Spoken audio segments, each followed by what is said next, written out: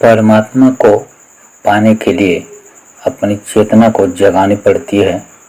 जब हमारी चेतना जागती है तो हमें सर्वत्र परमात्मा के दर्शन होने शुरू हो जाते हैं और तब हमें इस विशाल अस्तित्व का रहस्य खुलना शुरू होता है और हम परमात्मा की उदारता और निश्चल प्रेम को जानकर पहली बार कृतज्ञता के भाव से भरना शुरू करते हैं।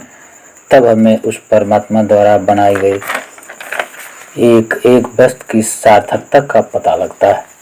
उसकी करुणा को देखकर हमारा मन द्रवित होने लगता है और हमारे हृदय में प्रेम के फूल खिलने लगते हैं।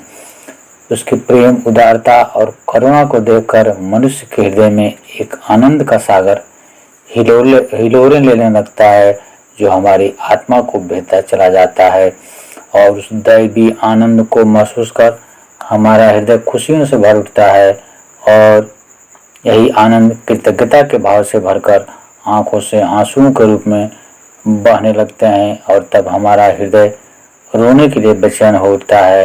यही कारण है कि भक्त को अकेलापन अच्छा लगने लगता है, क्योंकि तब वह पाता है कि परमात्मा बहुत दूर होते हुए भी उसके सामने होता है और हम उस परमात्मा की आवाज़ को स्पष्ट रूप से महसूस करते हैं। परमात्मा हमें आवाज़ देता है कुछ अच्छा करने के लिए, जो हमारे हृदय में एक करुणा पैदा करता है, जिसके कारण हम अकारण ही बेचैन हो जाते हैं और हमें रोने का मन होता है। जिस इंसान पर परमात्मा की कृपा बरसने लगती है वह आदमी धीरे धीरे सांसारिकता से दूर होता चला जाता है, क्योंकि तब उसे संसार के नाशवान होने का पता चल जाता है और सांसारिक वस्तुओं से उसका मोह भंग होता चला जाता है। दूसरी बात, मनुष्य जब आत्मा रूप में होता है तब वह परमात्मा होता है, लेकिन जब वह परमात्मा से दूर होता है तो वह परमात्मा से प्रार्थना करता है परमात्मा कभी भी उसे भुला न दे और परमात्मा अपने इस वादे को निभाते हुए आत्मा जिस जगह भी होती है, जिस जूनी में होती है, उसे दुख, संघर्ष और असफलता कई रूपों में वह संदेश भेजता रहता है कि मनुष्य कहीं भी एक जगह अटक कर रह न जाए। अगर किसी मनुष्य को घर परिवार में सम्मान नहीं मिलता तो समझो उस पर परमात्मा की असीम कृपा है। अगर किसी को व्यापार में सफलता नहीं मिलती तो समझो उस पर परमात्मा की असीम कृपा है। किसी के जीवन में समस्याओं का अंबार लगा हो तो समझो उस पर परमात्मा की असीम कृपा है।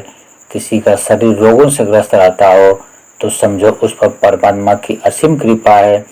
परमात्मा जीव को संदेश देता है कि तुम यहाँ अटक मत जाना। परमात्मा पुकारता है कि तुम अपने पथ पर आगे बढ़ते रहो।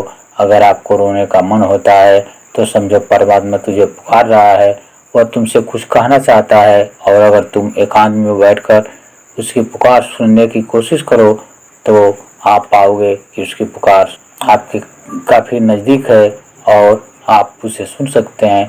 परमात्मा तो हर कदम पर मनुष्य को चेताता है, किंतु मनुष्य उसे समझ नहीं पाता और अपना कीमती समय खोता चला जाता है।